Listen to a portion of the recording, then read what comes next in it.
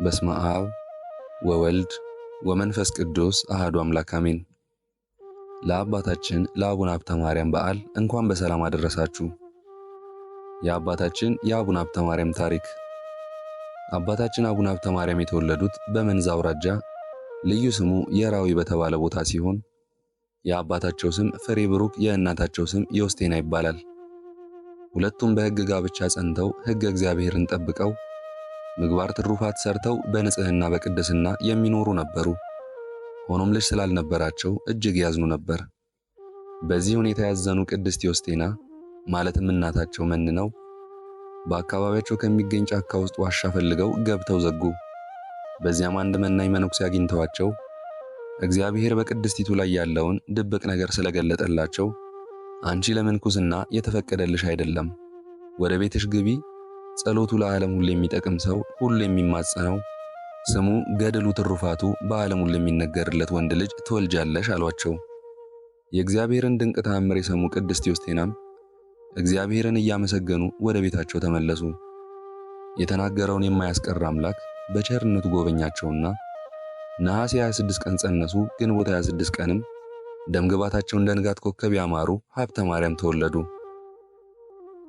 እግዚአብሔር ለቅድስና ሥራ ስለመረጣቸው በእናታቸው ጀርባ ታዝለው ወደ ቤተ ክርስቲያን ሄደው በሕፃን አንደበታቸው ከቀዳሹ ካህን ጋር እግዚኦ መሐረነ ክርስቶስ በማለት ይጸልዩ ነበረ።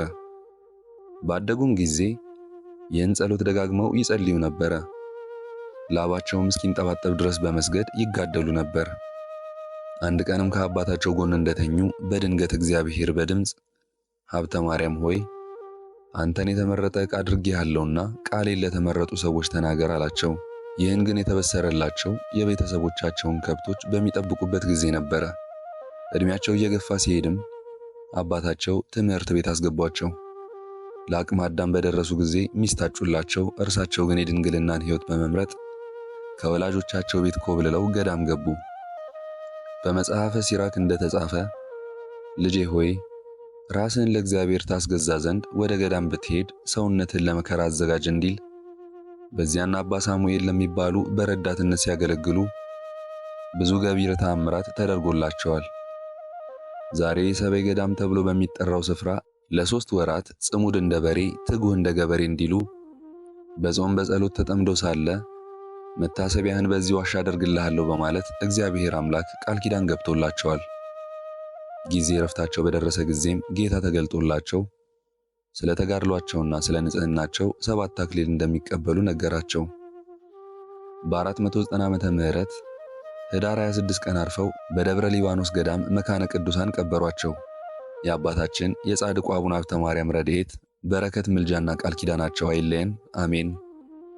አቡነ ተክለ ሃይማኖትና አቡነ ሀብተ ማርያም ያን ጊዜ ክቡር የሆነ አቡነ ተክለ ሃይማኖት ጠርቶኝ ልጄ አቡነ ሀብተ ማርያም ሆይ ፈጣሪ እግዚአብሔር ስለወደደ ብዙ ምርኮ እንዳገኘ በአንተ ፈጽሞ ደስ ይለኛል አለኝ።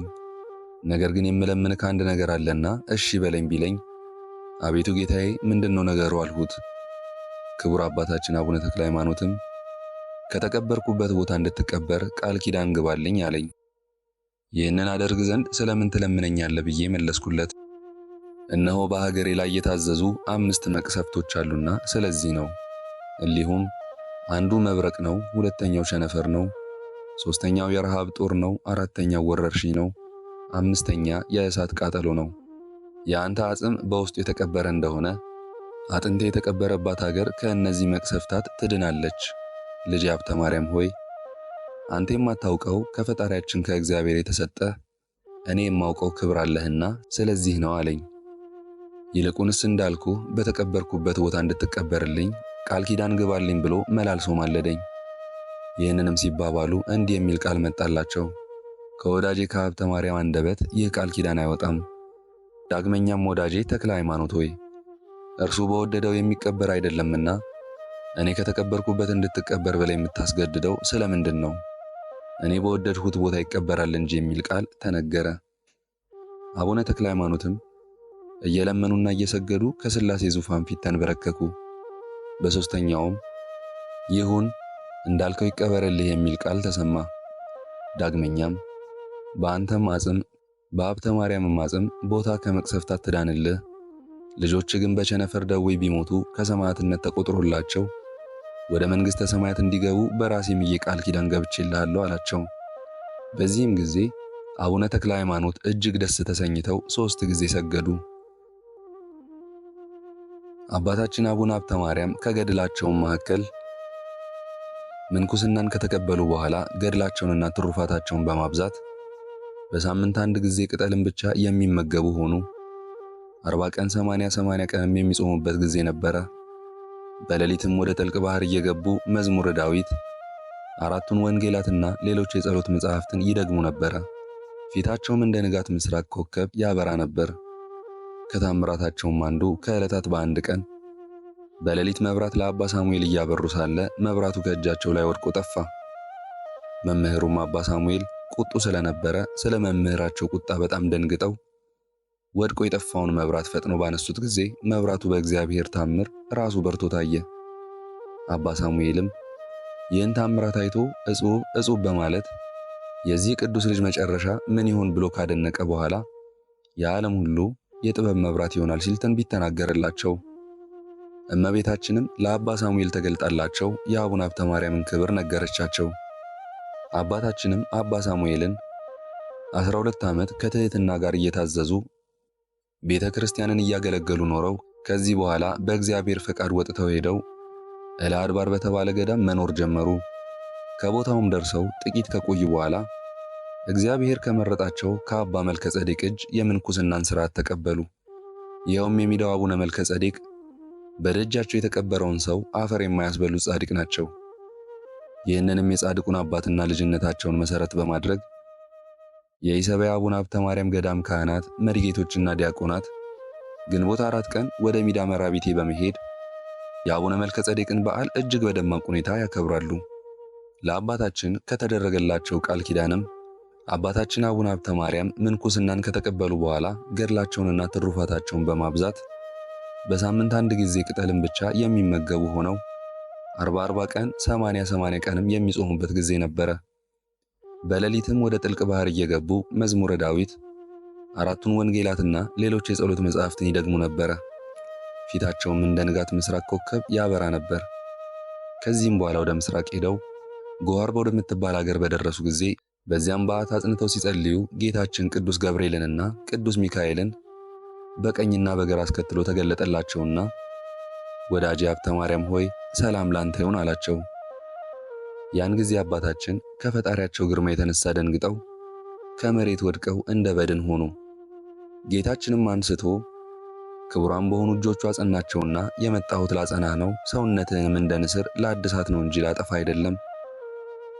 ድካምህና ገድልህ ሁሉ ለዘላለም መታሰቢያ ሊሆን በኢየሩሳሌም ሰማያዊት ተጽፎልሃል ብዬ በእውነት እነግርሃለሁ። ለአንተ ለወደድኩና ለመረጥኩ ወዳጄ የማቴዎስንና የማርቆስን ወንጌል ባነበብክ ጊዜ ተጭነህ ወደምትሄድበት ቦታ የሚያደርስህ የብርሃን ሰረገላ ሰጥቼሃለሁ።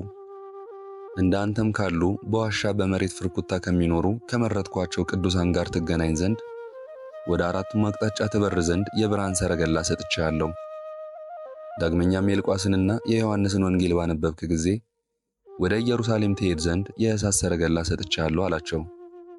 ዳግመኛም በጸሎትህ አምኖ በጎ ሥራ ለሚሠራ ሁሉ ስምህን የጠራውን ዝክርህን ያዘከረውን ሁሉ የሀብተ ማርያም አምላክ ሆይ ከጠላት እጅ አድነኝ ያለኝን በሕሊና ያሰበውን በልቦናው የወሰነውን እፈጽምለታለሁ።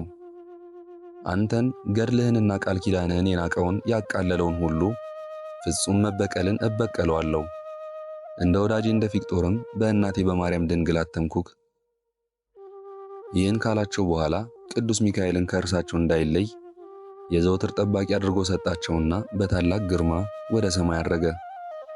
ቅዱስ አባታችን ጽንሰታቸው ነሐሴ 26፣ ልደታቸው ግንቦት 26፣ ዕረፍታቸው ኅዳር 26 ነው። ወስብሐት ለእግዚአብሔር። ምስጋና ይሁን አንድ አምላክ ለሚሆን ለአብ ለወልድ ለመንፈስ ቅዱስ ዛሬም ዘወትርም እስከ ዘላለሙ አሜን። የዛሬውን መርሐ ግብር በዚህ መልኩ ጨርሰናል። ይህን ጸሎት ምስጋና ወይንም ቃል እግዚአብሔር በቅርብም በሩቅም ሆናችሁ ስትከታተሉ ለቆያችሁ፣ በኋላም ለምታደምጡ በአሜነ በረከት ስትሳተፉም ለቆያችሁ፣ እንዲሁም በጸሎት እንድናስባችሁ ለጠየቃችሁን እኔንም ጨምሮ እግዚአብሔር አምላክ ከነ ቤተሰባችሁ በሕይወት በጤና ያቆያችሁ። ዕድሜ ዘመናችሁ ይባረክ። ሥራችሁን የሰመረ፣ ቀናችሁን ያማረ፣ ኑሯችሁን የከበረ፣ ጸሎታችሁንም የተሰማ ያደርግላችሁ። አሜን። በየጊዜው የምንለቀውን መርሃ ግብር እንድትከታተሉ ሳትሰለቹም ሰብስክራይብ፣ ላይክ፣ ሼር እንድታደርጉ እኔ ደካማ የመሆን አገልጋያችሁንም በጸሎት እንድታስቡኝ በጌታችንና በመድኃኒታችን በኢየሱስ ክርስቶስ ስም እጠይቃለሁ። እግዚአብሔር አምላካችን እስካሁኗ ሰዓት ጠብቆ ለዚህ ያበቃን የአባቶቻችን አምላክ ልዑል እግዚአብሔር የተመሰገነ ይሁንልን። እመቤታችን ቅድስት ድንግል ማርያም ዘላለማዊ ስሟ የተወደደ ይሁንልን። ጻድቃን ሰማዕታት፣ ቅዱሳን መላእክት እንደየክብራቸውና እንደየማዕረጋቸው የከበሩ ይሁኑልን። አሜን። አነሳስቶ ላስጀመረን አስጀምሮ ላስፈጸመን ለሕያው እግዚአብሔር ክብርና ምስጋና ይግባው ዛሬም ዘወትርም ለዘላለሙ አሜን። አቡነ ዘበሰማያት